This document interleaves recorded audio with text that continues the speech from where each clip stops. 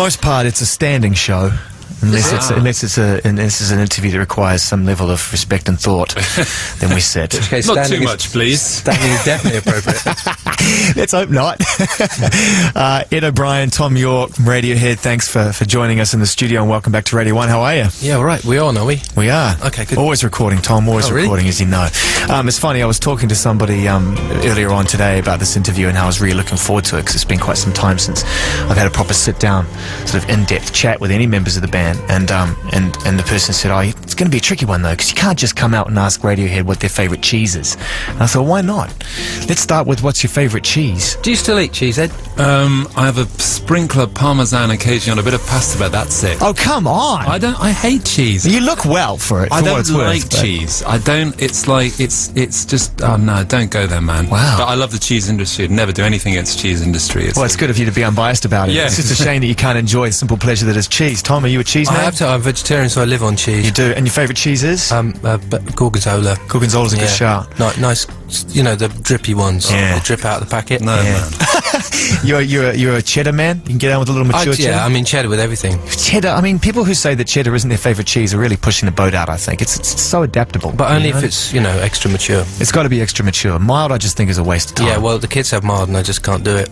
It's true. Mild for the kids, extra mature for the mature. It's just lumpy yellow. Yeah, well, it's not really cheese, no. is it? You know, it's like saying that, you know, I don't know, cheese slices are your favourite cheese. I think this is going well. What do you think? This is probably the finest interview I've done in the last 3 years. Okay, let's get down to business. Radiohead fans pulling their hair out as we speak. Is he going to spend the next 30 minutes talking about cheese? The album, In Rainbow, is absolutely superb. And thanks for coming through again with another great record from a fan's point of view. I really appreciate the music. Thanks again. You sort of followed the release of this record, and we'll get to the methods, as I'm sure you're expecting at some point. But you followed it with, you know, no shows that I'm aware of, no specific promo outside of doing the stuff you want to do, like the webcast the other day. It must be quite so strange to have distance for the first time following the release of a record and not feel like you're under some kind of schedule or plan, you know? Yeah, it's sort of very eye-opening stroke liberating, but also, as you say, extremely strange. I mean, the day that when people were downloading it, I'm not sure, but I think I sat at home and did nothing. And that was it. That's been the question today. What were you doing on the 10th of October? Yeah.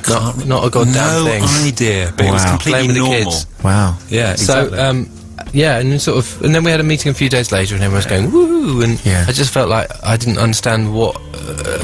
yeah, because... But, you know, our job was done by that point, and it was... You know, sometimes, like, the worst thing is that you get to the end of making this thing that you know, hopefully you're proud of, but yet, just at that moment where you should be enjoying the fact that you've worked your nuts off for ages, you then have to sort of jump into this other thing. Fire, cheese. And to not have that, and so just, you get, like, the actual sense of release, like, this is going out, and, you know, press return, and it's gone. Yeah. That's it. Well, I was thinking, no sort of traditional charts, no crowds to celebrate it, nobody patting you on the back personally. A few reviews further down the line, it's such a personal celebration, isn't it, you know? Yeah. In a way, to get that record out that way, it's such a personal thing. Personal's comes up a lot at the moment, actually. I mean, people say it's a very personal record as well. Yeah. So, it's you know, like, if you get to this stage and you're still going, there's a load of baggage. You got that it's difficult to get past when people, you know, you say the name Radiohead, you're going to get 30% at least. Not that I'm doing a Maury chart or anything, but you know, they're going to roll their eyes and naff off. Yeah. So it's nice to sort of just try and dispense with that as much as possible and just go directly to the people who want to know about it first, and just to walk past all that stuff. It feels really nice. Well, you know, you say that, and you're in between the time of release and now you've become probably the most talked about band in the world again. I thought those days were behind you, but unfortunately here you are all over again, ironically 10 years after, almost to the day where it happened before. But never mind, you can't help being brilliant, can you, ultimately? Important to point out that without a great album, all this talk about, you know, unique release strategies and all that, it would be completely pointless. I mean, you're not the first band to try and do something unorthodox outside of the infrastructure. structure, but to be fair, most of those albums are whack. So, you know, in a sense, for you guys to come back with this album, it's important that we talk about the album first and foremost, and the making of the record, you know, because that's what's important.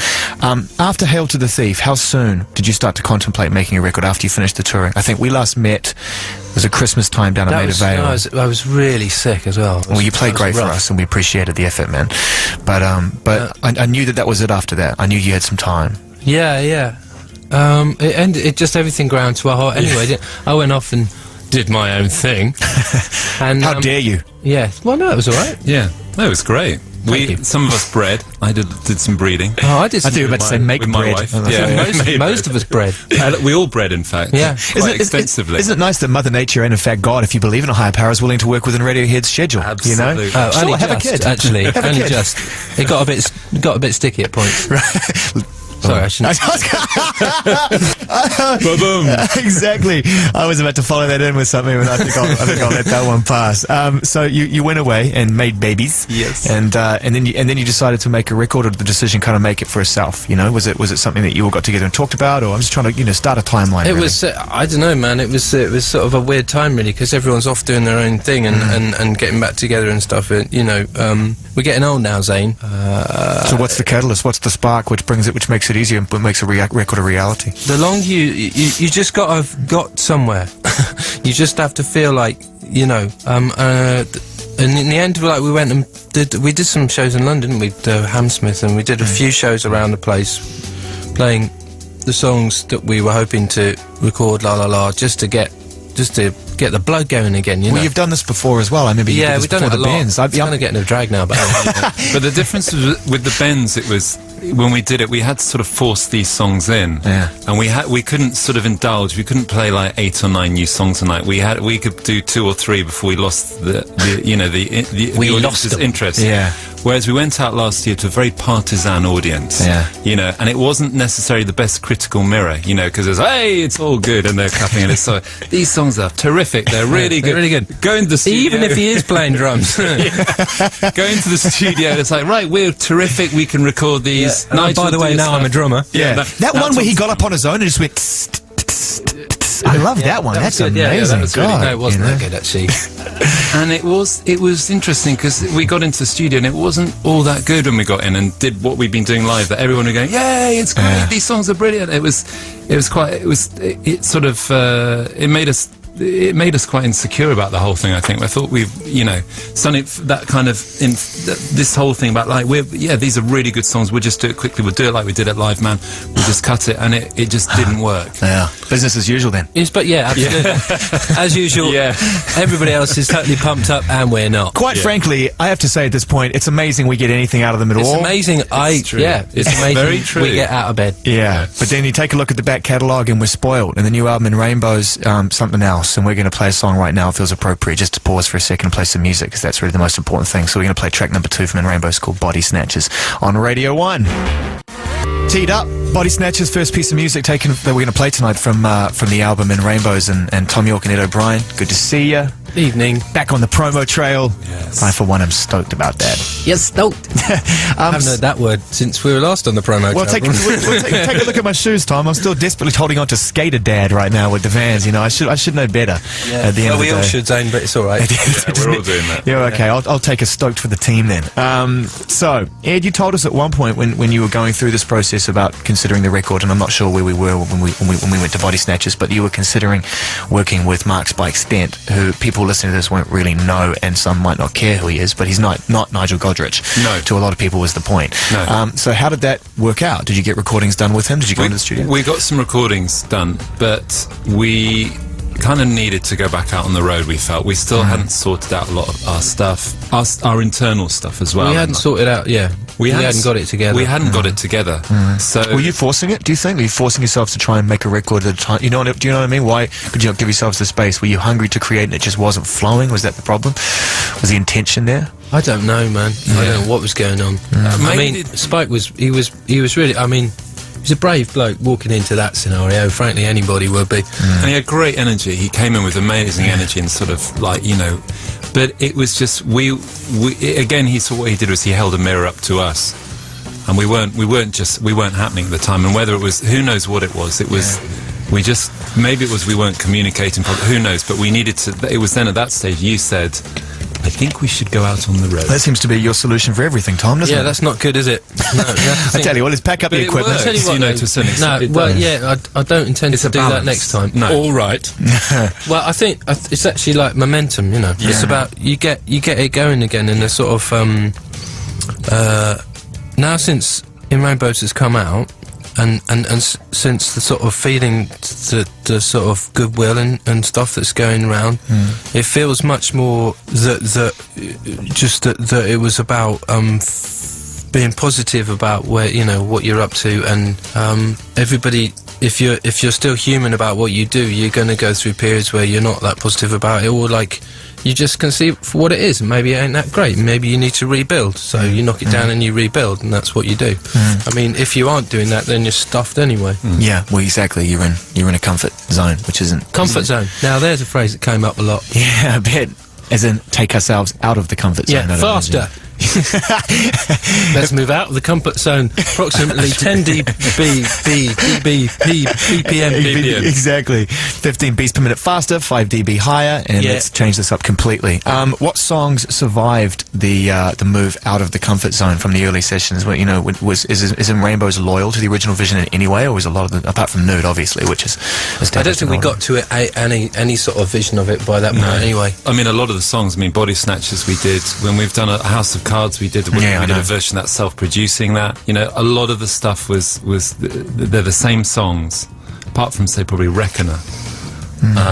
They're same songs re-recorded many times. I was going to say, you know, Nude obviously pops up on the record, and that song's been around for some time. I mean, yet everyone seems to be focusing on that because I think partly, and I'm putting maybe assumptions in people's peripheral here, but it comes from a precious session from a time when OK Computer was happening, and people seem to have this vibe about that song of like, oh, it comes from 10 years, you know, it comes from 10 years ago. I think that's why people are putting a lot of weight on this one as opposed to some of the other ones that have been played live numerous times. Yeah, and it was on Meeting People Is Easy, wasn't exactly, it? Version at the end. But it never really made. I was always uncomfortable with the way I was singing it. We never had a bass line, and then suddenly we had a bass line that I was really into, and it had, you know, this. But most of all, it was one of those songs where suddenly the lyrics really made sense. So, and they hadn't done since I'd written them. So it just had its time, you know. Well, exactly. Why shouldn't songs be allowed to grow and develop over time? You know, I completely agree. I mean, are there a lot? Is there a vast sort of amount of songs? Is there a box set or a series of them released in any which way, shape, or form? There's always going to be a sea of this stuff. Yeah, you know. Yeah. Are you precious about it being heard? Do you know what I mean? I'd like to get it all done, you know, but everything, you have to get things to a certain point, you know. There's it's just, you know, part of me thinks it'd be really good to sort of hand them over to other people and say, go on, you have a go at it, or whatever. I mean, in the brave new world. Yeah, what you mean like take the parts and just literally hand them over to some respectable people and just say, you know, that's a cool idea. Well, that's a very traditional thing. That's like what the Beatles were doing with like handing songs to the Stones in the early days, or somebody writing for someone else. I mean, yeah, but now you got the sort of whole thing, like, because on the I've done the Eraser. We just sent a bunch of things. Not many of them have been put out yet, but I mean, like every track on that's been remixed, and it's mental to hear people just basically strip everything off except the vocal and maybe one musical part and just do their thing. Like this Burial one he's done. It's nuts. I think it's great that you're open enough to let people do that. I mean, a lot of musicians, I think, are so precious about their art, they freak out about that kind of stuff. Do you know what I mean? They get a bit... Really? No. It's just, I think... brilliant. Yeah. And plus, I mean, if rumours to be believed, it might be the closest that people get to collaborate with you in the future. I mean, you know, if you are in fact planning on not necessarily going out there and literally collaborating with people. I don't know. Maybe we would. I mean, you know, it's just about confidence, you know. Honestly, like, the way things have gone... and sort of it coming out in a different way and all that stuff, it sort of it feels like blowing out all the cobwebs, and there's no preciousness about it and stuff, and it feels, you know, I don't feel in any way answerable to the Radiohead thing anymore. Yeah, which is wicked. Yeah, it's really interesting the way that the framework, you know, like this business framework, that everything sort of hangs. You realise that everything hangs from that, and how it actually you know, stops you from it stops you from creating. It can do, and it can become this real chore. And once that's gone, and you've got something else that everything hangs from, it's just it's liberating. You know, there's a really good buzz about what we're doing at the moment. Yeah, there certainly is. For us. Yeah, well, for us, which is, you know, that's the most important thing, but for fans too. If I could talk about, because you mentioned it, the Eraser for a second, was that a part of it, do you think? You know, going out there and doing a record on your own to a certain extent and feeling like there was life, not to say that you want that life, but there is life outside of Radiohead if you choose to be, you know? Well, that was, but that was so much of a solo thing with Nigel that I wasn't really, except for obviously the remix thing, but in making it was totally a one-man band thing. It was kind of dull, actually. I mean, it was fun to do, but it was really quick. But it was deeply unsatisfying because you weren't really sharing much of the process, you know. But then you got it back with the band. It's like, oh my God, there's all these other people that I have to work with now. who've got opinions. Oh God, they say what they think. Oh no. Hell of a record, man, the Eraser. And if it's okay with you guys, seeing as how we got you down here, it'd be rude not to play something off it, I think. So, why not? Is that all right, Ed? Is that okay? My show, no Lowe, no show. The Eraser. Okay, just go for it, all right? Tom York, thank you for the Eraser. Thank you. Great record. Zane. Ed O'Brien. Let's focus on Radiohead. You know, I can see you bristling there when we were talking about that. It was amazing. You know, it's incredible how you're just getting really wound up. You know, shoulders getting hunched. It's uncomfortable. In Rainbows, the idea of the way you released it, which of course everyone knows about now, the pay as you please, putting it up online relatively quickly, from what I can gather, after you made the decision as well. Like, okay, we're going to do this, and then it was like, well, we can do it pretty much whenever we want. We have to wait. When did that idea actually? When did you start to contemplate, not necessarily come up with that idea, but contemplate how you were going to distribute the record? I reckon it was about April, May. Was it? Yeah, I think we had the management came down to the studio. You'd broken the back of the album by this point? Yeah. We were still we were about 70% done, weren't we? Oh God, that was the 8-9 weeks straight without stopping, wasn't it? And that was we were sort of mixing and finishing. But on a roll though, obviously. We're in London, we're in Primrose Hill, but it was there, and they came down with the idea and mooted the idea, and we were like, it just instinctively felt right. But we had to finish it, which is always it's always an interesting time. And if you could see Ed O'Brien right now, listeners, there'd be a wry smile crawling across his face. Well, it's just, whereas I am adopting the blank face approach. It's but we had to put everything on hold, and we knew that we sort of had a rough day, and we broke for the summer. Yeah. We had our summer holidays, which was great. We had about 6 weeks off for the summer, and we which is nice. Which is nice, and we reconvened at the beginning of September and said, fresh start, here we go. Tally ho. Yeah, right on. What an idea. God, I mean, I remember the first time that I was told I read the report like everybody else, that this is how you're going to do it. And not to sound like someone who doesn't have much of a life, but I instantly thought, A, what a brilliant thing for a band to be able to do and to feel that free, and B, you know, this will go down. This decision will go down. This will be remembered. Well, it's just that sense of fun as well. That, you know, I remember like about 3 days before we announced it, at the end of September, there was one of those like culture guides or music guides about the release of albums. Oh, that was brilliant. And it was like the album, and then there was like the Radiohead album's probably going to be expected in March. And there were all these albums, and I thought in 2 days' time, you're going to get a nasty show. It's going to be. I mean, of course, you have no idea how it's going to be perceived, but you knew that we'd figure on those people's radars, you know.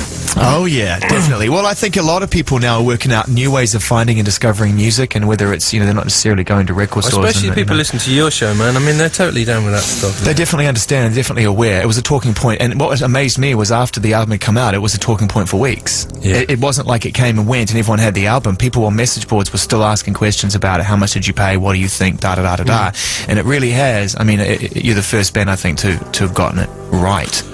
But at the same time, you know, we're still going to put out a normal one soon. Well, this is what I was going to ask this question at some point. This seems like a good a time as any. Having had, you know, what is considered a perceived success, and you've pointed out, irrespective of sales or money or any of that kind of stuff, just the goodwill that's coming to the band makes the decision to release it this way a success based around the album.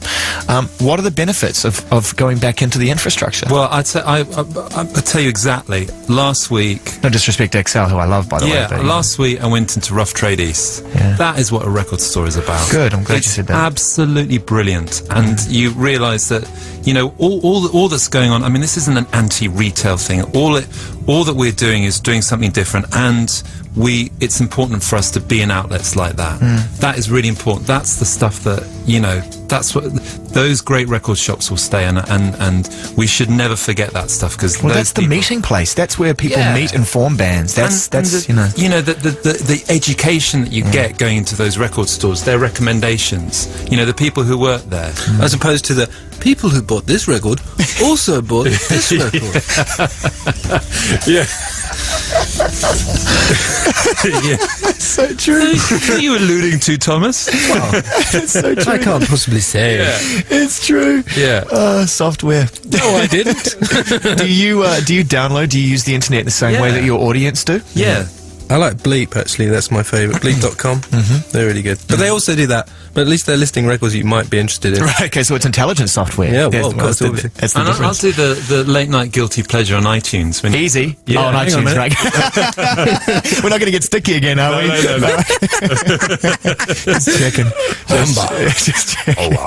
I wish I had my screen up. I'd have a drum roll for that, drum fill for that one.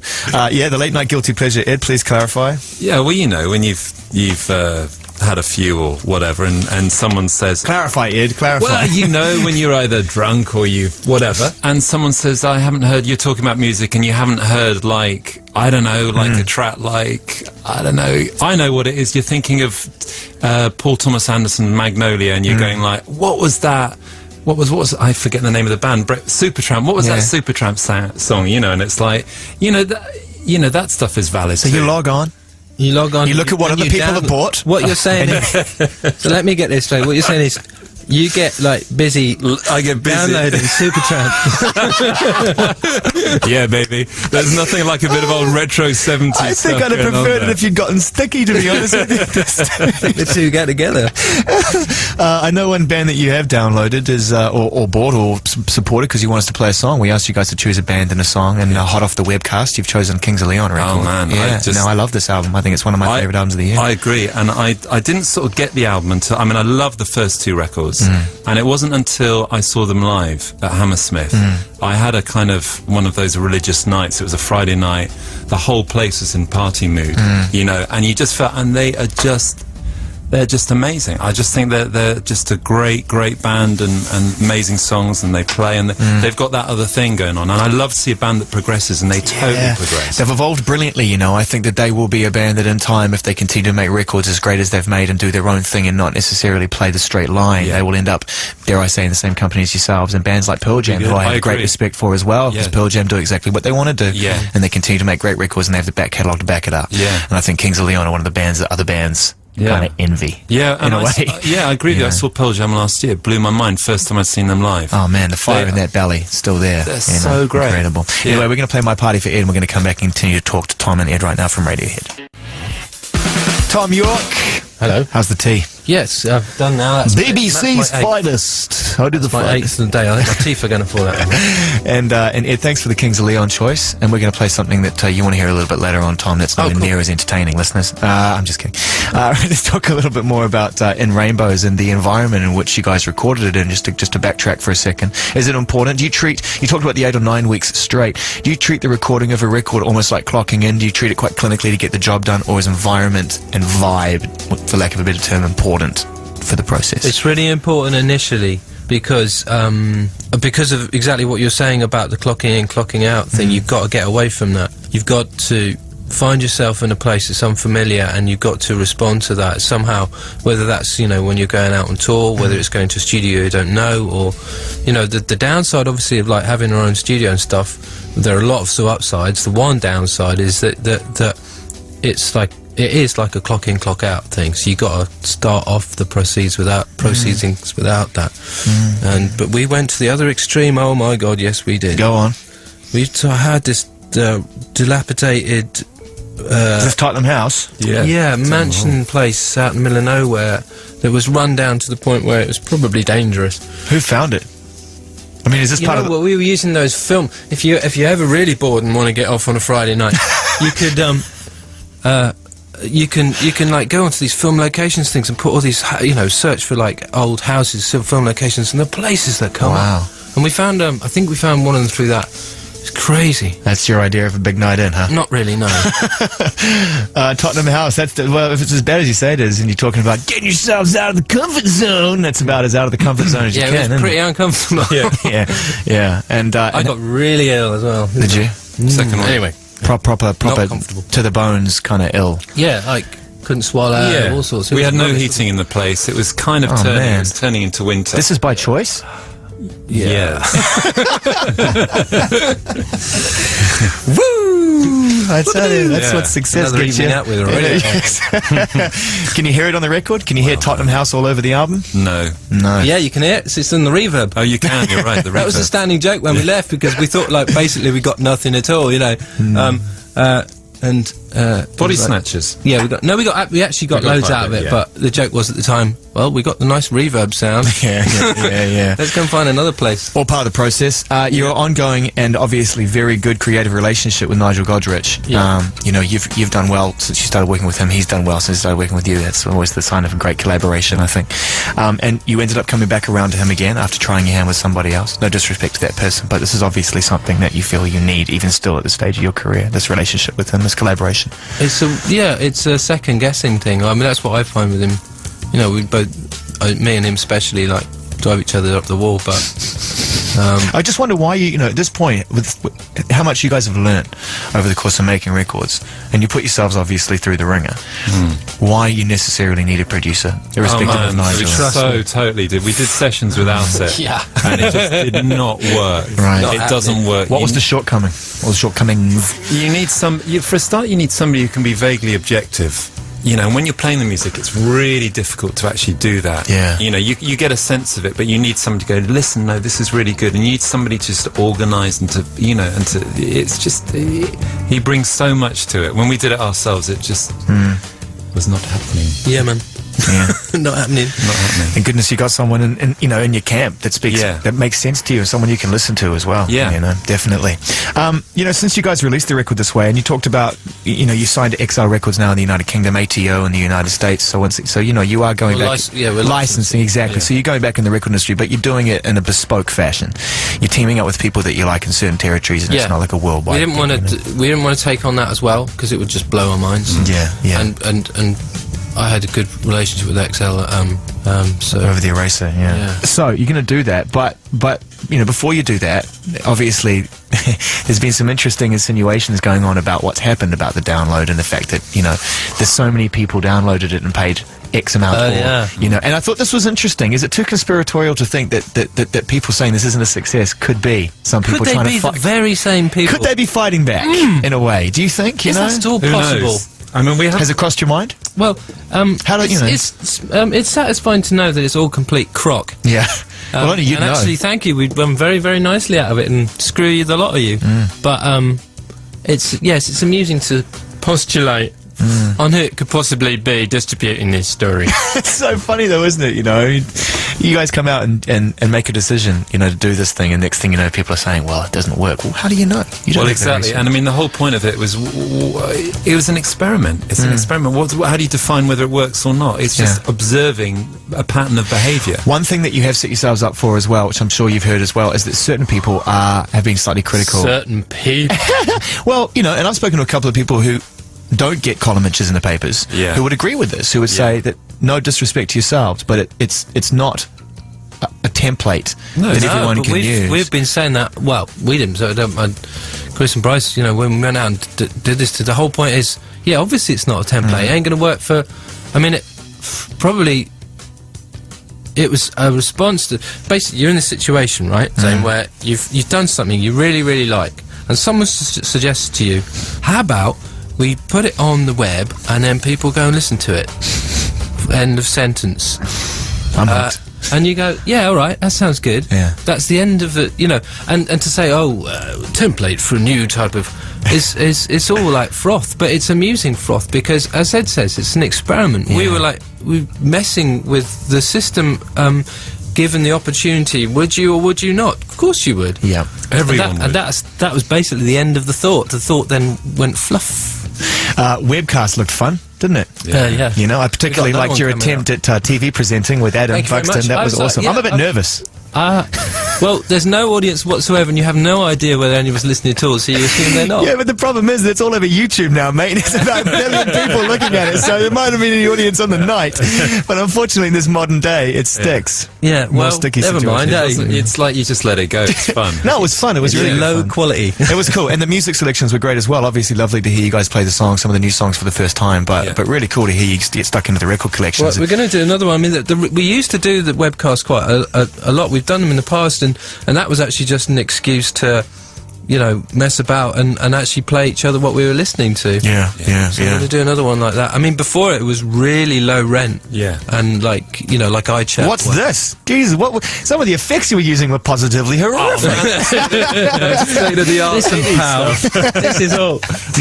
It was like something out of a 1975 Paradise Garage. That's It was exactly what it is. Well, Nigel's been buying all this stuff on eBay. He's got all these old 80s kind of like BBC mixing desks and old cameras. We've got the whole stock. No, I there. did love it. I did love And it. it's so Nasty kinda- green screen type Yeah, effects. exactly. And I watched this really cool short film called The Maestro the other day, which is all about, like, you know, the developing dance scene in New York City in the late 60s through to the mid 80s, at the Paradise Garage, the Loft, Gallery, all these places that opened up because the mayor at the time, funnily enough, as it is today, wouldn't let you dance in certain areas, and you had to have a cabaret license, and that's how all these clubs started up. And it was all shot in the way it was shot, it was all these effects and all this crazy atmosphere and energy on them, and it was exactly like the stuff you guys are using on this. So you stumbled across a nice vibe in there, definitely. All jokes oh aside. man, it's great because our studio is now a TV. We have a TV control room with all these old clunky cameras plugged in. It's wicked. The only trouble is we discovered like why people have radios when you do TV, you know, because everyone's walking around with a headset. The reason is, as we discovered on the night, everyone's running around the place going, "What's next? What's next? You're on. What do you mean you're on? Tell me about it. Yeah. Tell me about it. Listen, I'm sitting right here. And, yeah. Are you on? Yes, you're on. Yeah, Are you on, Zane? I am always on, Tom, as you know. And that's because, unfortunately, I do the TV thing as well as the radio of thing. course. And I can tell you that as much as I love doing Gonzo, and that's an easy job to do compared to radio, like you say, there's so much more involved. There's so many more people you have to talk to. Timings actually matter, and even for something as fun as a webcast. But the good news is you got to play some great records. And we're going to play one of the artists, I think, that you broadcast on the webcast, Chick Chick Chick. Oh, yeah. That you're really into, been over Beethoven. So this is a record Tom wants to hear on Radio 1 right now, and who are we to stand in his way? Great band. Chick Chick Chick. Chick Chick Chick. Thank you, Tom York, for that. Nice call. Bend over Beethoven. You're saying how you're a big fan of the middle eight. Yes, it's somewhat extended. Middle eight. Listen, it's been 10 years since OK Computer changed your lives and changed the lives of many people. And I know that, you know, it's as a record, there are times I think the impression was that it's been an albatross, something that's been hard for you to get away from. I don't know if I that's don't necessarily think. the case. I never. No, it was more. Glad you said that.